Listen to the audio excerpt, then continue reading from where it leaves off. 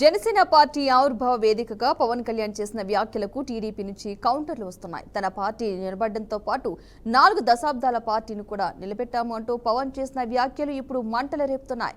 పవన్ వ్యాఖ్యలపై టీడీపీ శ్రేణుల నుంచి కొంత అసంతృప్తి రగులుతోంది.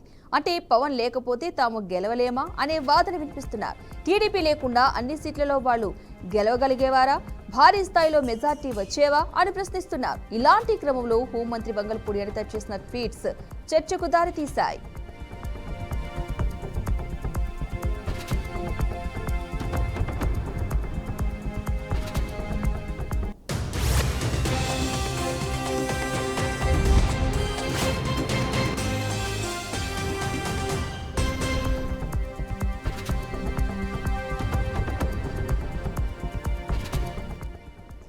అవిశ్రాంత పోరాట శిఖరం, అవిరళ కృషికి నిలువెత్తు నిదర్శనం, కఠోర శ్రమ క్రమశిక్షణలే ఆయుధం, కార్యకర్తలే బలం బలగం అంటూ ఒక ట్వీట్ చేశారు.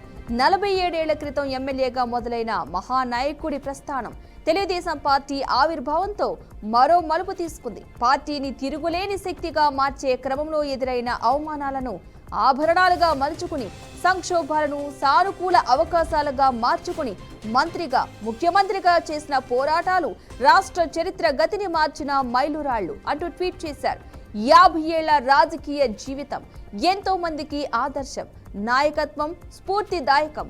దైవ సమానులైన ముఖ్యమంత్రి నారా చంద్రబాబు నాయుడికి వినయపూర్వక శుభాభినందనలు అంటూ ట్వీట్లో తెలిపారు.